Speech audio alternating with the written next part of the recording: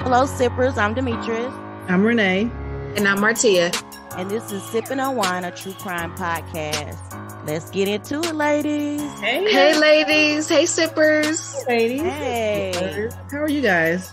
Wonderful. How are you, girl? Oh, good. I like that one. Okay. You had a lot of energy. Okay. I'm ready. That's what I'm talking about.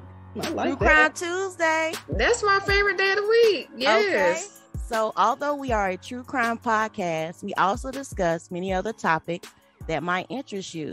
So please make sure you keep listening after our case discussion because we have a few other segments you don't want to miss. So, ladies, without further ado, let's jump into our drink of the week. Let's get into it. This one is called Chocolate Martini. It is a vodka beverage, and as always, we will list the ingredients on our social media. Please let us know if you try it or add it to your list of cocktails. So before we begin speaking on this week's true crime, we want to acknowledge the people that these crimes have left a lasting impact on. We also want to send our heartfelt sympathy to not only the survivors, but also the loved ones and friends of all the victims we are about to discuss in today's episode. So I have a disclaimer. As per usual, some material in today's episode might be unsuitable for most listeners. Discretion is fully advised. And today's case is going to take us, ladies, to Louisiana. Oh, okay. I was about to say Georgia because, we usually have some Georgia stuff, but okay. Louisiana. I stepped out of Georgia for a second. Here we go to Louisiana. Let me brace myself. Louisiana is a whole different type of ball game when it comes to crime. Woo. No offense, Louisianians. No offense. But it's duly recorded and noted. Mm-hmm.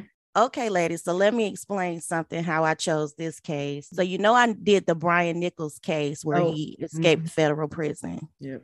Well, the case we're about to discuss makes that one a level 3 on a scale of 1 to 5 of the most dangerous criminals. Oh, wow. Okay. So this one, I'll let y'all rank her, but I have a case coming up that might top both of these two, but we'll discuss that a little later. So the case we're about to talk about today is going to be the true crime of Keana Barnes. Keana Barnes was born on November 29th, 1979, in the city of New Orleans. Her family is from the upper middle class of Louisiana, and Keana's father was in the military, and he also worked for a local cable company. Her mother is a children's book author. She grew up in private schools and never wanted for anything. Keana was known to be a happy child in a very close-knit family. She was always known to be very charismatic, bubbly, outgoing, smart, and beautiful. Keana even had dreams of wanting to be a model. But in her teen years, trouble would soon follow. Her parents rejected her choice of friends. This in turn made Keana rebel against her parents. During her rebellion at the age of 16 years old, she ran away from home and began living house to house with different girlfriends and sometimes people that she just met. Keana then decided to transfer herself from private school to public school.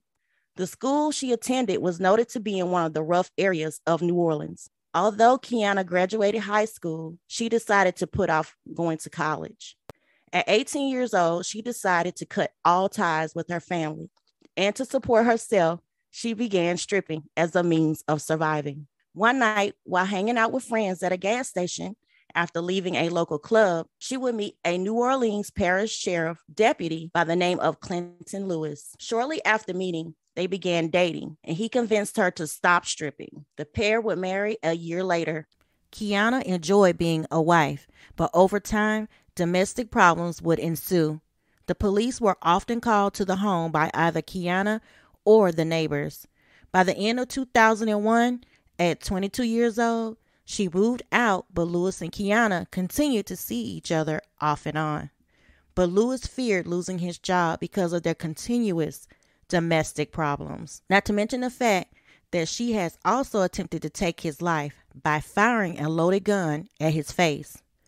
She shot a .357 Magnum until it emptied, Luckily, no one was hurt, but the fact that she had an intent to kill is very disturbing. Keana was all about things going her way, or she would make them go her way. The couple decided it was best they both move on from each other, but not before Keana would make it known to Louis that she had found someone new. This new man in her life was Pj Jennings Jr. For those close to him, he was known as PJ. He was much older than Keana by 7 years. So this is what I found out about Pj Jennings. PJ was always known to be a quiet kid growing up. He was into playing chess, reading, and had a love for computers. After graduating high school, he shocked his family by enlisting into the Air Force, serving 4 years and later becoming an International Guard.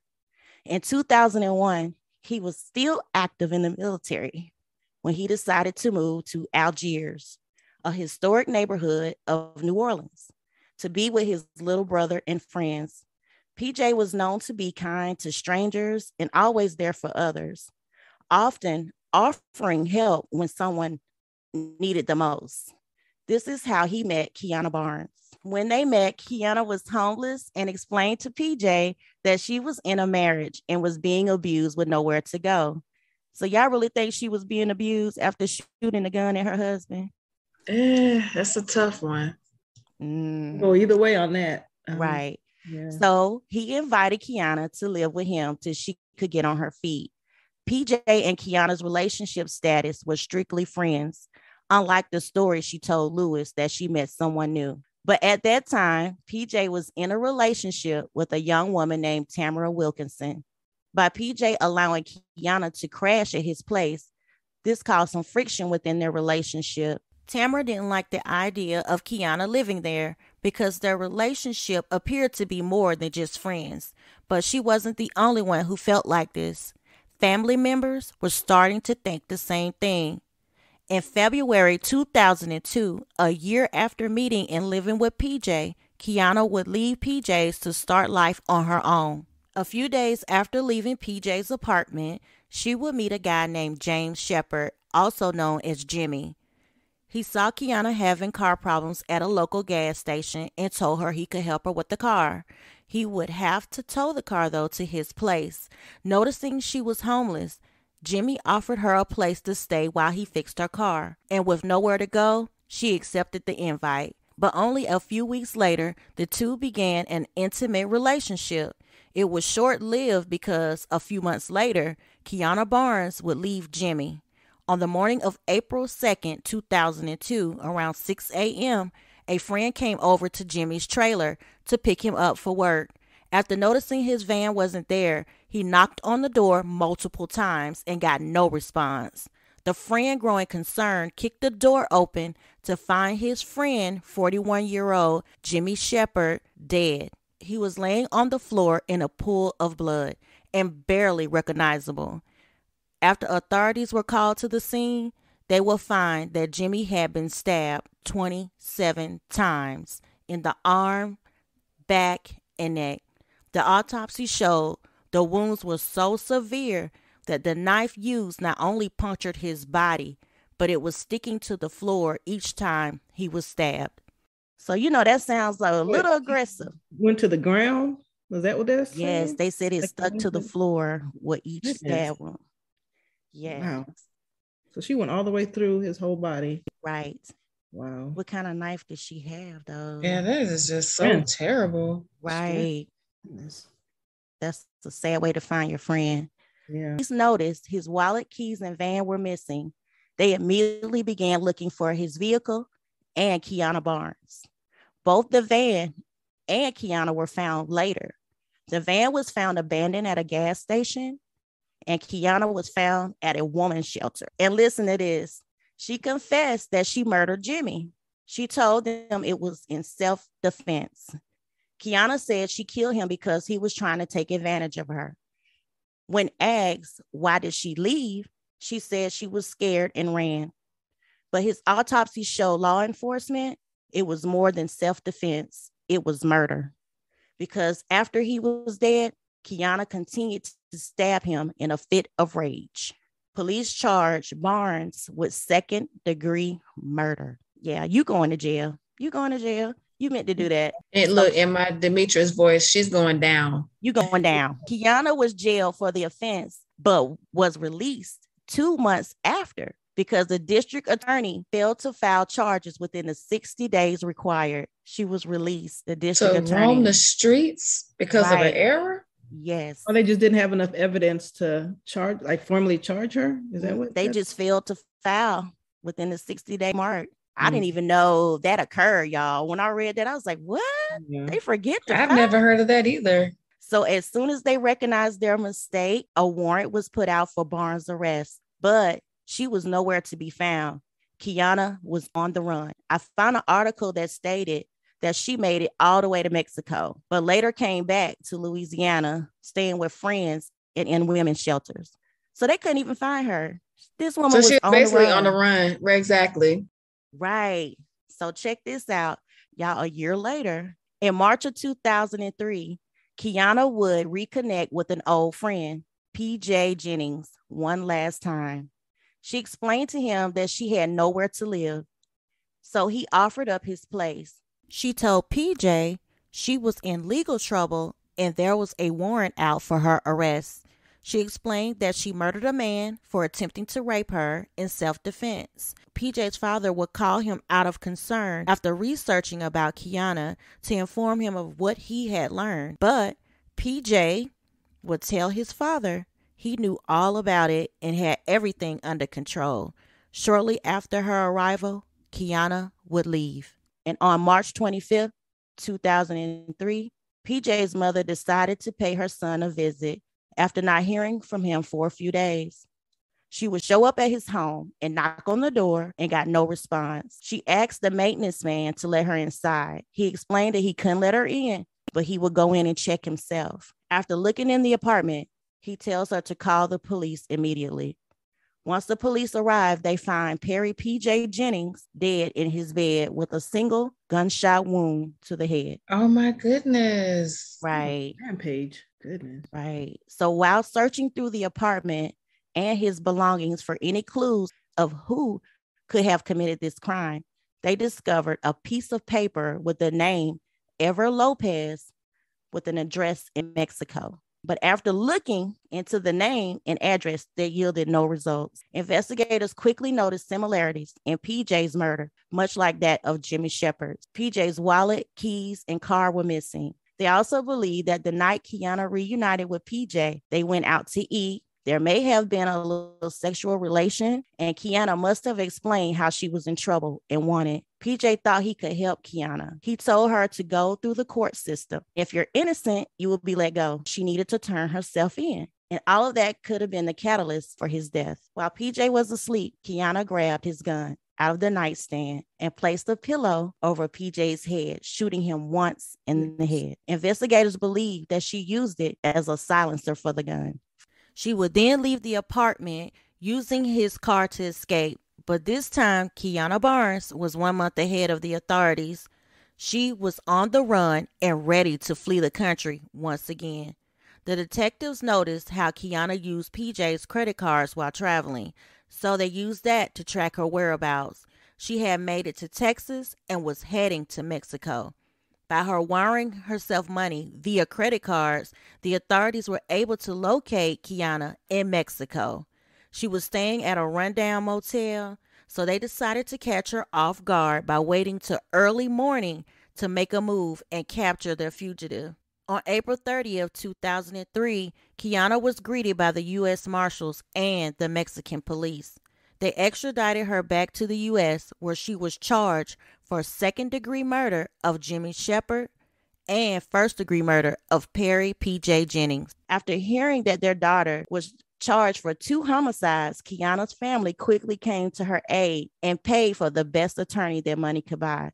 Y'all remember she cut her family off because they didn't like her friends and she rejected them. Mm-hmm. But they came to her aid with this when they found out she was charged for 2 homicides. They were good for doing that because... Right. Mm-hmm. You cut me off. Okay, I'm good. Right.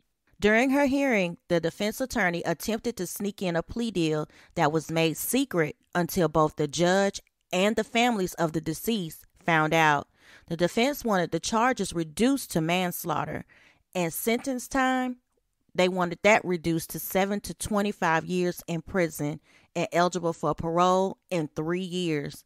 The judge refused to accept any of the plea agreement and changed the sentence on the spot to 25 years in prison with no possibility of parole, the max possible sentence the law allowed. This infuriated the Barnes family, but it was final and nothing could be done to change it. On March 10th, 2004, Keana Barnes was sentenced to 25 years and sent to St. Gabriel Prison outside of New Orleans. Okay, sippers, if you made it this far, listen to this. On January 1st, 2013, only 9 years into her sentencing, the housing unit went to do a head count on the prisoners and discovered that Keana Barnes was not in her cell. What? Where was she? It was said that she had been planning for years to escape, and that's what she did. On January 1st, 2013, Keana Barnes would escape by smashing out her first floor cell window. She would clear the barbed wire fencing by climbing over it, leaving behind blood and a discarded jacket. I'm saying that's all. Smash out her window, and she was. Yep. Goodness. She smashed out her window on the first floor. Oh, okay, keep going. I'm sorry. Authorities said finding blood on the fence means she was injured and she would need a hospital to treat her injuries. But it wasn't until 3 months after her escape that Keana would be caught. Y'all, she was on the run for 3 months after that. Oh my goodness, she was gone. Like, to me, that's a long time to be on the run when you escape from prison. Wow. Right. With a 25-year sentence, you only did 9 and you escaped. So it's crazy. The U.S. Marshals took all precautions to block the border in case she was headed back to Mexico. They also placed Ms. Barnes on the top 15 most wanted list. Y'all, she went to the top 15. Wow. But it would be in Los Angeles, California on Skid Row where Keana would be found. The police. She made it. Like, I would not have thought that that's where she went to and that's where they found her. Wow. Right. Out of all places. The police would run a routine check on those that weren't able to, produce an ID. So because she had no ID, Keana confessed to them everything about the escape and being a fugitive. They were able to confirm her identity by fingerprints. After being sent back to Louisiana, the judge added additional time to her sentence. It is said that Keana Barnes won't be released from prison until 2027. She will be 47 years old. She don't need to get out at all. Really? Like, her escaping for them 3 months should have added 30 more years, 10 years per month to her sentence. Because you look at all that manpower they had to put in it to find you. If you're on the top 15, I'm pretty sure they had a lot of people out looking for you. And then you were on the run for 3 months. 2 lives. Like, I know that there was this whole thing with that first trial or whatever, but she don't need to get out. Right. And the families, from the details I was reading on this case, the families were in fear of their life when they found out she escaped. They was like, how did she get out of a federal prison? She's a dangerous woman. Right. That's terrible. Mm-hmm. So just a little added bonus. Barnes has a criminal history that goes all the way back to 1999 from multiple charges from aggravated assault, battery, and theft up to her current charges of 2nd degree and 1st degree murder. So she just had a history with the law. And she's getting out in 2027? 2027. Hell, I'm nervous and I'm not even... I'm looking at my calendar in my head. I'm just thinking... Right. So what about, like, she knows where these people's families live. And she's just a flat out danger to society. Like, I don't... Right. Yeah, that's just But that terrible. was the max she could get was 25. So, and this happened back in 2004 when she was charged. I can't wait till you post photos of what she looks like and stuff, because it seems like I need to be aware when 2027 rolls around. Right. It looks like the escape would have put more time. Exactly. More time on top of that. But right. They said they had added additional 8, but for her to get out in 2027, did you really add the time in? Right. It really isn't. That you said? Because technically she'd be out now if it wasn't for that escape. Right? Yeah, if I'm doing that, I ain't good at math, but that's crazy. And then I mean, she really sat there and thought about it. And I wonder who helped her get out. And then for her to think, because even in my head, I'm thinking, wow, they caught her on a Skid Row. Like she probably just thought she was scot-free with that escape, getting all the way out to Skid Row. But now, who helped her get out is what I'm wondering. I did read that it was 4 people that assisted her when she got out and escaped, and they have been charged, but that's as far as it went. And didn't tell me if they actually were locked up and what happened, and if they were added years or serving time. Okay. But she did have help. I figured she did. Yeah, they helped her, escape out of the prison when she escaped. They were there to help her evade the cops and stuff. But this case right here blew my mind. I said, well, let me see if it's anybody else that escaped out of prison. And sure enough, her name came up. So Keana Barnes will be released in 2027. So I'm going to pray for the families of all the victims and even the ex-husband, because he need to hide out too. Because I saw on a clip that he had as an extra bonus for they have 2 episodes out. Fatal Attraction has one on her. It's called The Helping Hand. And also Snap did an episode on her. It's just her name, Keana Barnes. And on Snap, they gave like an additional clip. And he did say, like right before she went to prison for killing, I want to say after killing Shepard, she told him that he was next. She told the ex-husband he was next. So she done made threats to people and still gets out in a few years. Wow. Right. So he needs to hide out or change his last name or do something, because if she finds him, will she follow up with that threat? Kind of scary. Yeah. But yeah, I don't know. I put her like at a number 4 on a scale 1 through 5, because how did you get out twice? You evaded prison twice. Exactly. And how does the system fail? That man was stabbed 27 times and you failed to file charges on her. So she was able to walk away. Right. Because she could have came after his family after knowing that she was a free woman, because basically you were free. You were free to roam after you committed that murder. And then you went to your friend and needed his help. And then you, in turn, shot him in the head and kept it moving. Like, what? That's the true crime case of Keana Barnes. She was definitely on her way to being another version of the Black Widow. I'm glad that she is in prison, but I just hate that she's getting out in a few years. That's crazy. Yes. And that's another reason why I wanted to cover her, because that's like in 5 years?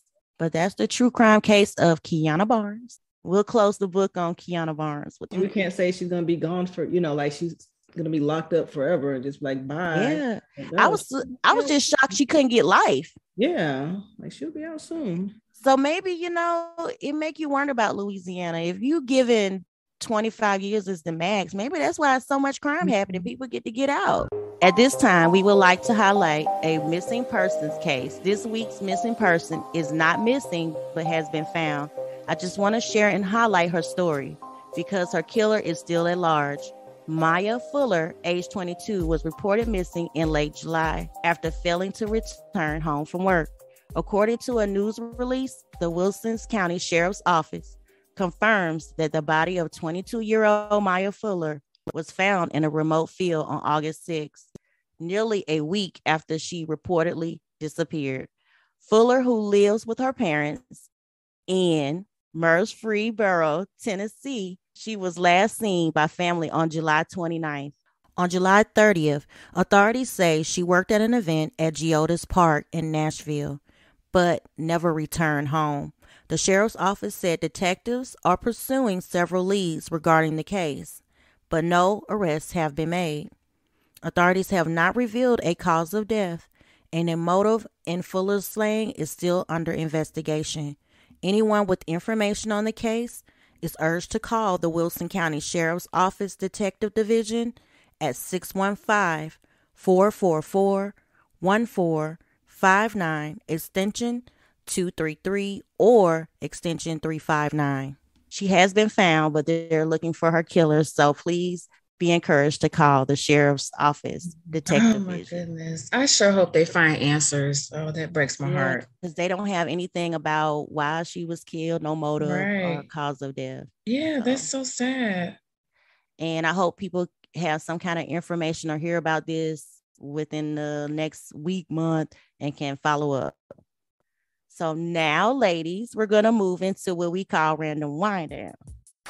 Okay, so let's jump into our next segment, sippers. It's called Random Wind Down. Random Wind Down is a segment where we select random current events or topics of our interest to have an open discussion and give our opinions on various topics. So my source is people.com on this. And earlier this month, on August 9th, was reported that a nurse caused a fiery crash that killed 6 people in Los Angeles. Y'all heard about that, ladies? Yes, so tragic. Yes. So Nicole Lorraine Linton, age 37, has been charged with 6 counts of murder and 5 counts of gross vehicular manslaughter. So prosecutors say that Linton was driving up to 90 miles per hour when she ran a red light. She allegedly crashed into at least 6 vehicles. The crash killed a 23-year-old Asheray Ryan, who was pregnant, her 11-month-old son, Alonzo, and her boyfriend, 24-year-old Reynold Lester. 2 other women in another vehicle were also killed, but their names have not been released. 5 other people were treated and released for minor injuries. The 6 murder charges are for the deaths of the 4 adults, the 11-month-old, and the unborn child. The 5 counts of vehicular manslaughter do not include Ryan's unborn child. While authorities acknowledge that Linton did not appear to be under the influence of drugs or alcohol, they say that her previous driving history should have alerted her to the risk of reckless driving. She has been in 13 previous accidents, authorities say. So what's y'all thoughts on? Yeah, I did hear about those previous accidents that she had, and I was like, yeah, that was a big number, 13. Right. She should have had her license revoked, but when I thought about those accidents, and I just kind of thought about my own driving record, but especially when I was younger, sometimes those are like fender benders. That I'm not saying they're not, or they are, that but many?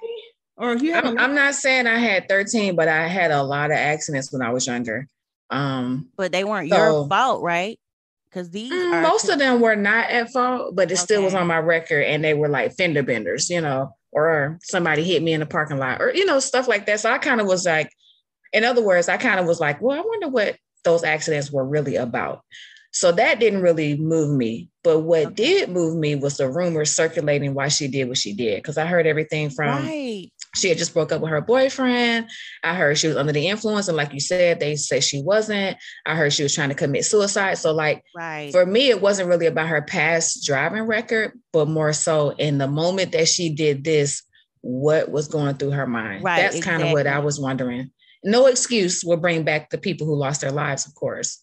Exactly. So I was wondering, will they release that in a trial, or will they skip the trial and put her automatically? Will she do a plea and go, no, I don't want a trial. Just go to jail. Because maybe she don't want to disclose allegedly that she was being suicidal, or allegedly that her boyfriend was breaking up with her. And that's the reason for her, driving recklessly. I don't know. But that's a lot of deaths at once. Exactly. And so it was a family. But then I also heard, and I didn't go back to look at it, but I think they said they were going to add 2 more people to the list. I'm not sure if it was 2 pedestrians also died that day. Wow. Okay. So don't quote me on that, sippers and ladies, but I want to say I heard they were adding 2 more people to that list. And that was about a week ago when I heard that. Wow. That is heartbreaking. That is so heartbreaking. It definitely is. It's a tragedy all the way around. It really is. Yes. And then, I was reading an update on the sister of the one who was pregnant with the 11-month-old and her boyfriend in the car. She was asking, for people to support them on GoFundMe, because she said, now we got 4 people we got to bury, or 3 people we have to bury at once. And it's a lot. That is so sad. They were asking for any kind of assistance with that, but my heart goes out to them on that situation. Same. Yeah, definitely. Very tragic. So I have one more random wind down, and then we can close out, sippers and ladies. Okay. So I got this source from the New York Post. A Georgia murder suspect with an outstanding warrant called 911 to complain about being served cold French fries at McDonald's. Terrible.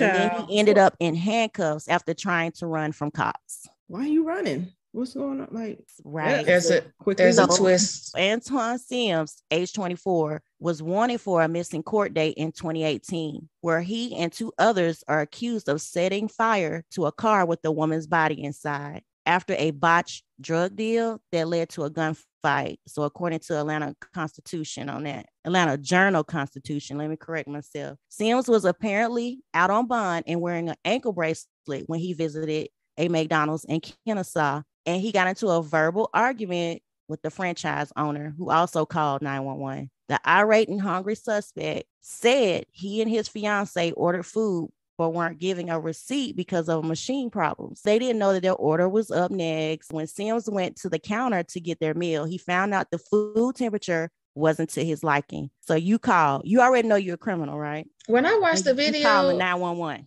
Yeah, I was like, this dude got some nerve when I watched the video of him trying to sound like he's a stand-up citizen that just had an issue. And you got a whole murder charge that people were trying to figure out where you was at or whatever. On fire with a body, with a woman's body inside of it, right? One of the reports I saw was saying that it was like a girlfriend or an ex-girlfriend. So I don't know the details because this is your story, but okay, yeah. I was just like, oh my goodness. On that one. Some nerve. Eventually, Sims was kicked out of the store and asked to never come back by the manager. Outside of the restaurant, the cops tell Sims he cannot come back to the restaurant and asks him to sign an acknowledgement, which gets him visibly nervous as he asks if he's under arrest. He refuses to go close to the officers to sign the document, stating, "No, I am afraid of y'all. I just did 3 years." So you already a criminal and a wanted criminal on top of it. Right. So the video shows one officer approaching him and Sims sprints away, sparking a chase. Later, he's seen fleeing from a residential building where he is tased and falls to the ground and shrieks in pain as officers place him under arrest. The officer said it's very unusual that someone knowing he is wanted by the police would call the police, but Sims did just that.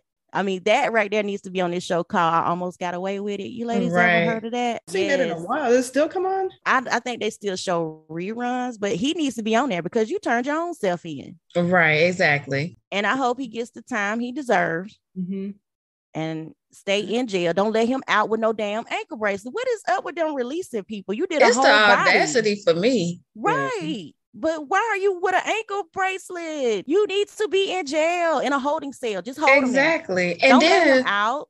And over French fries, over food. Like you couldn't just quietly say, okay, let me just get my money back and I'm gonna walk away and go somewhere else to eat. Right. So you committed your own karma. Now you in jail, and I hope they keep him in there. Take the damn ankle bracelet off.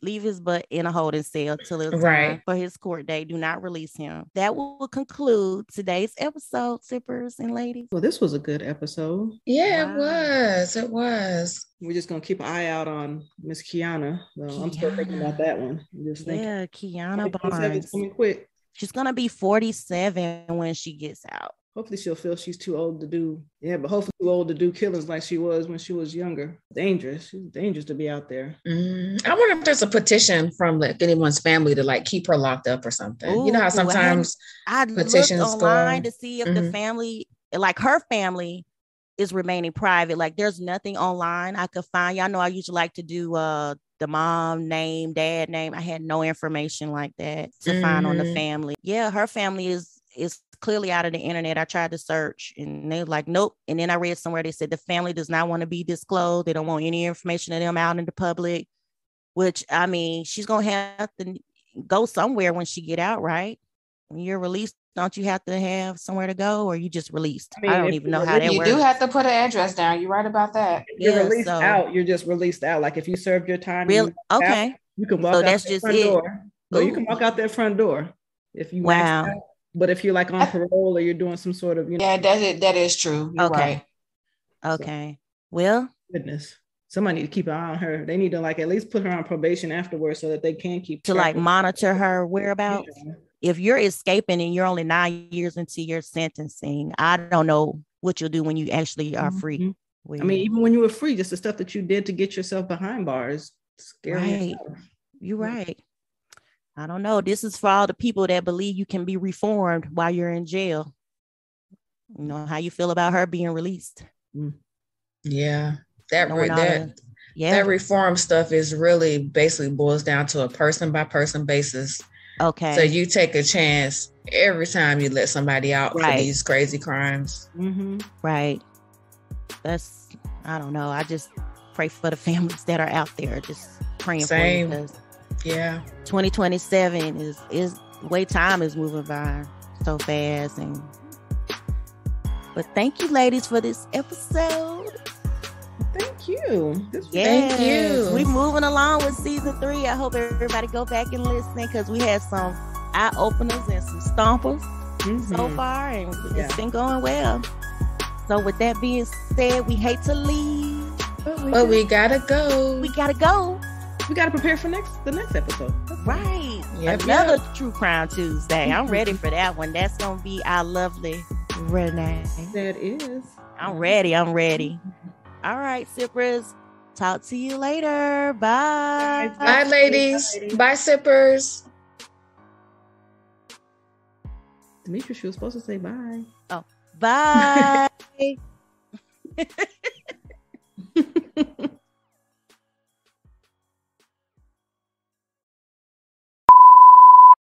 Has been charged with 6 counts of murder and 5 counts of gross vehicular manslaughter. What did you say? Gross? Prosecutors say that Linton was driving.